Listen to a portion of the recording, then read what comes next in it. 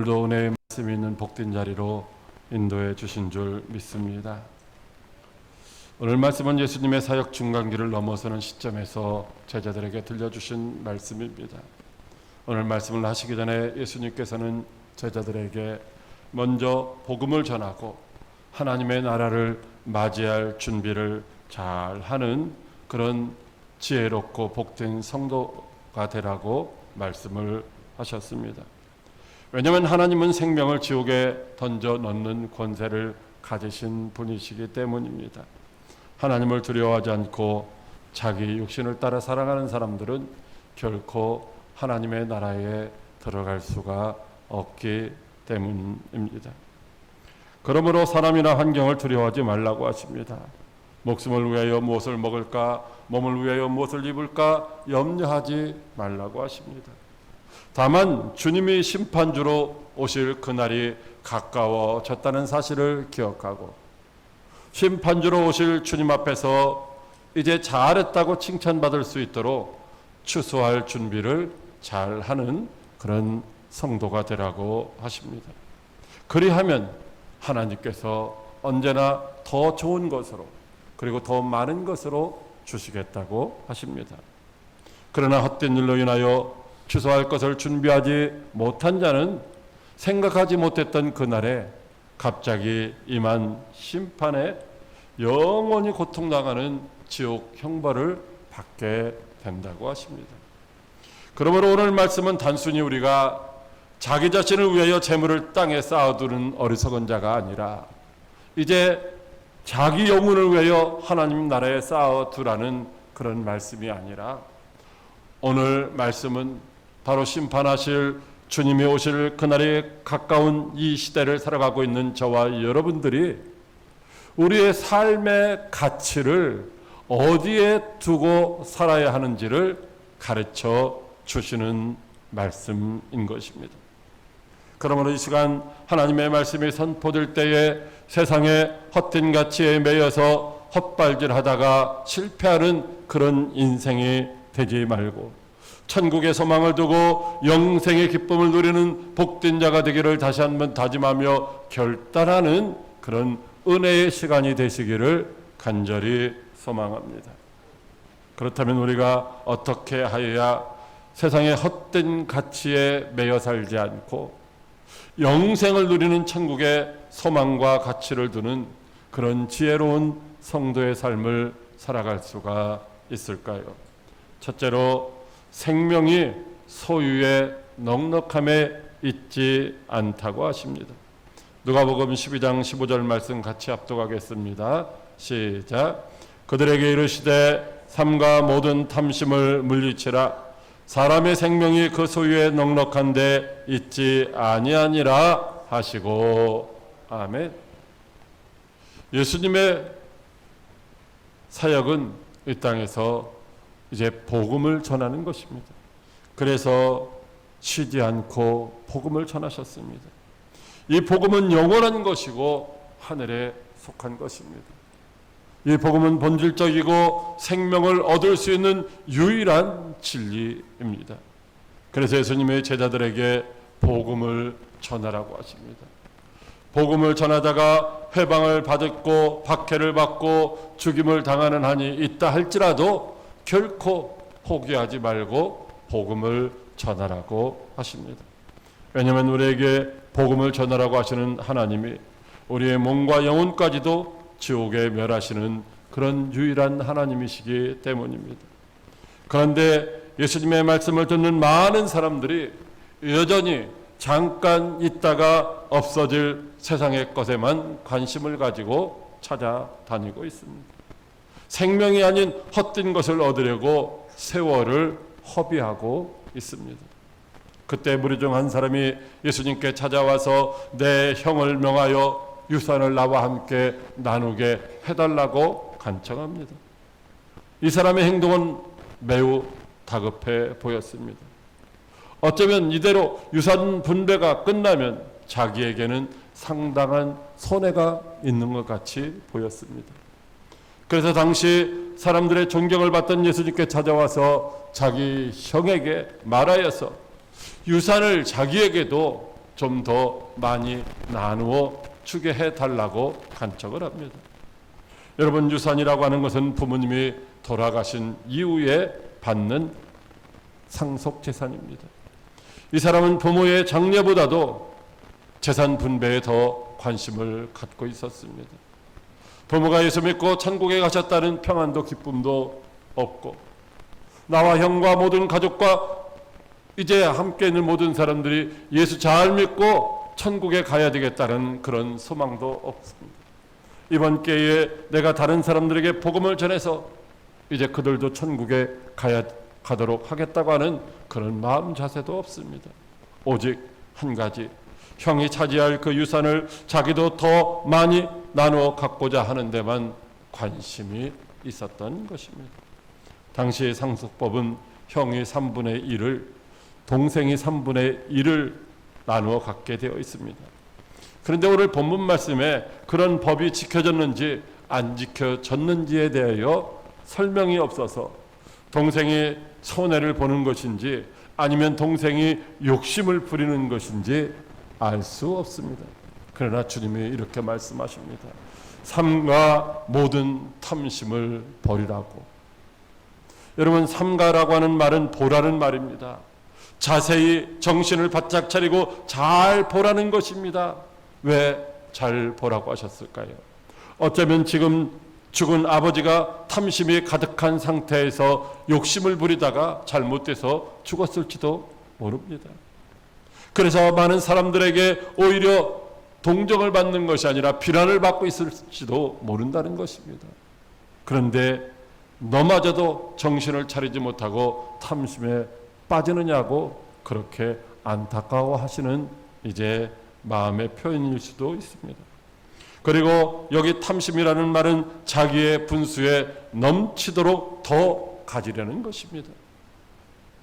자기 것이 아닌 남의 것까지도 자기 것으로 삼으려고 하는 욕심입니다.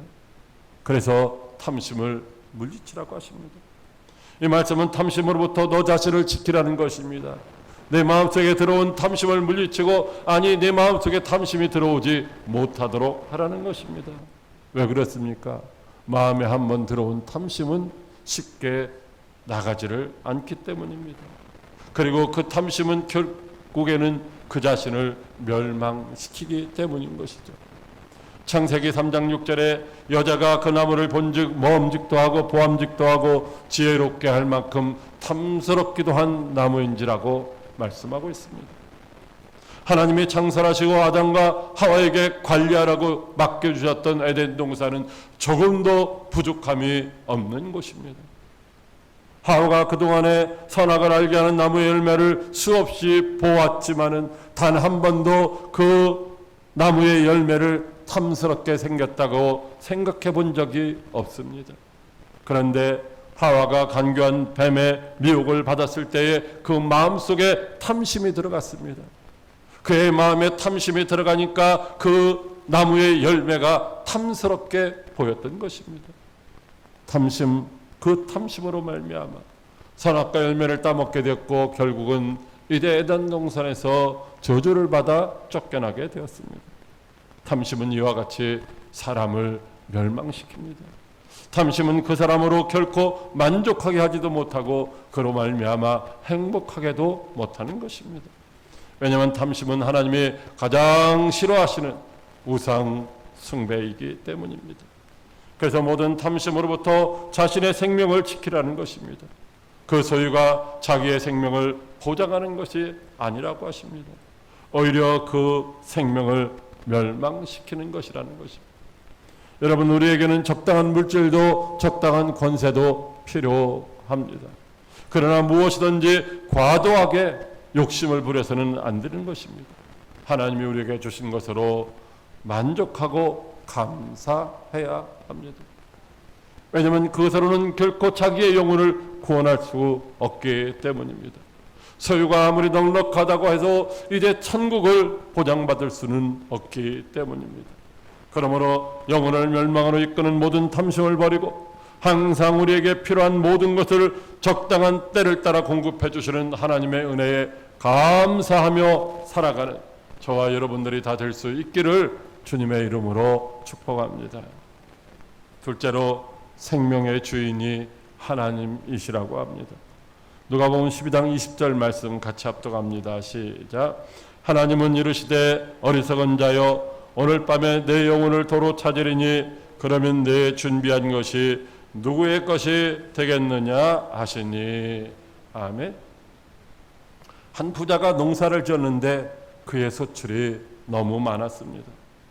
그래서 작은 곳간을 헐고 다시 크게 짓고 곡식을 가득가득 쌓아두었습니다. 그리고 하는 말이 내가 여러 해 쓸 물건을 쌓아두었으니 평안히 쉬고 먹고 마시고 즐거워하자고 합니다. 그는 소유가 넉넉하면 평안하고 행복할 줄 알았습니다. 그래서 작은 곳간을 헐고 다시 크게 짓고 곡식을 가득가득 쌓아두었습니다. 그는 먹고 마실 것만 많아 있으면 이 세상에서 영원히 살 줄 착각했습니다. 그런데 하나님은 그를 향하여 어리석은 자라고 말씀하십니다. 하나님이 그 영혼을 오늘 밤에 도로 찾아가신다고 하십니다. 그는 영원히 살 줄 알았지만 하나님은 그 영혼을 그 밤에 데려가신다는 것입니다. 그 사람의 영혼은 그의 것이 아니라 하나님의 것이라는 말씀입니다. 어느 누구도 자기의 장래를 자기 마음대로 이끌어갈 수 없습니다. 왜냐하면 우리의 생명의 주인이 우리가 아니기 때문입니다. 그런데 그는 생명의 주인이신 하나님을 인식하지 못했고 자기에게 있는 생명이 영원히 자기 것인 줄을 알았습니다. 자기 소유로 자기의 생명을 이제 유지할 수 있다라고 생각했습니다. 물론 돈이 많으면 생명을 유지하는데 도움이 될 수도 있습니다. 그러나 소유가 넉넉하다고 영원히 살 수 있는 것은 아닙니다. 오히려 그 돈이 천국을 가는데 방해거리가 될 수도 있습니다. 사람들이 돈이 없어서 죽는 것이 아닙니다. 돈이 많아서 죽는 경우도 많이 있죠. 돈 쓰려고 외출했다가 돈 쓰려고 여행 갔다가 사고를 당해서 죽는 사람들도 많이 있습니다. 돈이 너무 많아서 잘 먹고 생기는 병도 있습니다. 돈은 필요한 것이지만 돈이 결코 생명을 보장하지는 못합니다. 하나님만이 우리 생명의 주인이신 줄 믿으시길 바랍니다. 생명의 주인이신 하나님이 우리에게 그 생명을 잠시 위탁하셨습니다. 하나님의 영광을 위하여 천국을 준비하는 삶을 살 수 있도록 잠시 동안 기회를 주셨습니다. 그러나 때가 되면 생명의 주인이신 하나님이 반드시 우리의 생명을 도로 찾아가신다는 것입니다. 그러므로 우리에게 잠시 주어진 기회를 선용하여 영원한 생명을 누릴 수 있는 천국을 준비하는 지혜로운 성도 여러분들이 다 되시기를 주님의 이름으로 축복합니다. 이사야 51장 6절에 너희는 하늘로 눈을 들며 그 아래의 땅을 살피라. 하늘이 연기같이 사라지고 땅이 옷같이 헤어지며 거기에 사는 자들이 하루살이같이 죽으려니와 나의 구원은 영원히 있고 나의 공의는 폐허해지지 아니하리라고 하십니다. 하나님을 모르고 땅에 있는 것만 의지하는 자들을 가리켜서 하루살이와 같다라고 하십니다. 내일이 있는 것을 모르고 살아가는 하루살이. 부자는 자신이 바로 하나님 앞에서 그 하루살이와 같은 인생인 것을 몰랐던 것입니다. 그래서 물질을 많이 쌓아두고 평안히 먹고 즐기자고 했습니다. 물질만 넉넉하면 그 영혼이 평안할 줄 알았습니다. 그런데 그 밤에 하나님이 그 영혼을 도로 찾으신다고 하십니다. 언젠가는 우리 영혼은 영혼의 주인이신 하나님께로 돌아가야 합니다. 그때 세상에 쌓아둔 것은 아무것도 가지고 갈 수가 없습니다. 먹고 마시고 즐거워하자고 했지만 그 모든 것들은 다 헛된 것입니다. 사랑하는 광역교회 성도 여러분, 우리의 생명은 하나님이 잠시 우리에게 맡겨주신 것입니다. 잠시 살 이 생명이 영원한 것으로 착각하는 어리석은 자가 되지 마시기를 바랍니다. 자기의 소유의 넉넉함이 자기 생명을 영원히 보장할 것이라고 착각하지 마시기를 바랍니다. 오직 하나님만이 우리 생명의 주관자가 되시는 줄 믿으시고 하나님이 맡겨주신 이 생명으로 영원한 생명을 준비하는, 영원한 천국을 준비하는 지혜로운 성도 여러분들 다 되시기를 바랍니다. 셋째로 하나님께 부요한 자가 되라고 하십니다. 누가복음 12장 21절 말씀 같이 합독합니다. 자기를 위하여 재물을 쌓아두고 하나님께 대하여 부요하지 못한 자가 이와 같으니라. 아멘. 자기를 위하여 재물을 쌓아두지 말라는 것입니다. 왜냐하면 자기를 위하여 재물을 쌓아두는 것, 그것이 탐심이기 때문입니다. 여러분, 재물은 결코 나쁜 것이 아닙니다. 우리에게 살아가는 동안 있어야 될 필요한 것입니다. 그러나 그것을 어떻게 관리하고 어떻게 사용하느냐 하는 것입니다. 돈은 돌고 도는 것이죠. 한번 내 손에 잡힌 돈이 영원히 내 손에 있지를 않습니다. 영원히 내 손에 그것이 있다면 그것은 아무런 가치도 없는 것입니다. 그것이 다른 사람에게 넘어갈 때 가치를 발휘하는 것입니다. 그러므로 이 땅에 쌓아두는 것은 아무런 유익이 없습니다.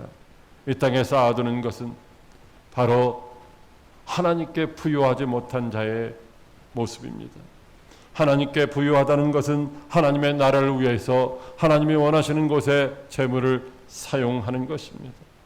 그리하면 우리에게 있어야 할 것을 다 아시는 하나님께서 우리가 쓰고도 남음이 있도록 넉넉하게 더하여 주신다고 하십니다. 그리하면 주님 앞에서 정말로 잘했다고 칭찬받는 복이 있으리라고 하십니다. 그렇다면 무엇을 우리가 하나님께 부요한 자가 되어야 할까요? 하나님께 물질을 많이 드리는 것이 하나님께 부요한 것일까요? 하나님은 많은 것을 바친 사람보다 자기 소유 전부인 2렙돈을 믿음으로 드린 과부를 부요한 자라고 말씀하시고 있습니다. 하나님은 우리에게 물질이 부요한 자가 아니라 믿음이 부요한 자 되기를 원하시는 줄 믿으시기 바랍니다. 그것은 바로 하나님을 창조주 하나님으로 믿고 온전히 의지하는 것입니다. 염려하거나 근심하지 않고 하나님을 내 생명의 주인으로 믿고 따라가는 것입니다. 모든 것을 하나님께서 내게 잠깐 맡겨주셨다고 하는 청지기적인 사명을 가지고 모든 것을 주님께 드릴 수 있는 믿음이 있어야 하나님께 부요한 자인 줄 믿으시기 바랍니다. 여러분, 믿음이 없으면 아무것도 드릴 수가 없습니다. 믿음이 있어야 마음이 가고 마음이 있는 곳에 물질도 드릴 수가 있는 것입니다. 물질이 없어서 못 드리는 것이 아니라 마음이 없어서, 믿음이 없어서 드리지 못하는 것이죠. 자신을 위하여 재물을 쌓아두는 자는 결코 하나님께 부요한 자가 아닌 것입니다. 그러므로 여러분, 믿음의 부요한 여러분들 되시기를 바랍니다. 전도서 5장 15절에 그가 모태에서 벌거벗고 나왔은즉 그가 나온 대로 돌아가고 수고하여 얻은 것을 아무것도 자기 손에 가지고 가지 못한다고 하십니다. 그러므로 탐심으로 쌓아둔 재물은 헛된 것입니다. 그 헛된 재물을 의지하는 자는 행복해질 수 없습니다. 사랑하는 광역교회 성도 여러분, 재물은 필요한 것이지만 영원한 생명과는 결코 바꿀 수 없습니다. 재물이 많다고 해서 그 재물이 자기의 생명을 지켜줄 수 있는 것이 아닙니다. 우리의 생명의 주인은 하나님이십니다. 하나님이 맡겨주신 생명, 하나님이 맡겨주신 소유를 가지고 하나님의 뜻을 이루며 하나님의 영광을 나타내며 영원한 천국을 준비하는 지혜로운 성도들이 되시기를 바랍니다. 우리의 삶의 가치는 소유의 넉넉함에 있는 것이 아닙니다. 재물과 소유는 결코 우리가 집착해야 할 가치가 아니라는 것입니다. 그것은 하나님이 우리에게 필요를 따라 나눠주시는 은총일 뿐입니다. 우리의 생명은 하나님에게서 흘러나옵니다. 하나님께서 우리를 먹이시고 입히시며 영생으로 인도하십니다. 하나님은 세상 방법이 아니라 하나님의 방법으로 저와 여러분을 책임져 주시는 줄 믿으시기 바랍니다. 그러므로 진정한 삶의 가치는 하나님을 생명의 주인으로 모시고 사는 것입니다. 생명의 주인 되신 하나님만을 의지하며 하나님의 뜻을 따라 순종하며 사는 것입니다. 유한한 인생으로서 영원한 생명을 누릴 수 있는 천국을 준비하며 사는 것입니다. 마태복음 13장 44절에 천국은 마치 밭에 감추인 보화와 같다고 하십니다. 사람이 이를 발견하며 숨겨두고 기뻐하며 돌아가서 자기의 소유를 다 팔아서 그 밭을 산다고 하십니다. 여러분들은 천국에 있는 것을 믿으십니까? 여러분들은 그 천국에서 영원히 살기를 원하십니까?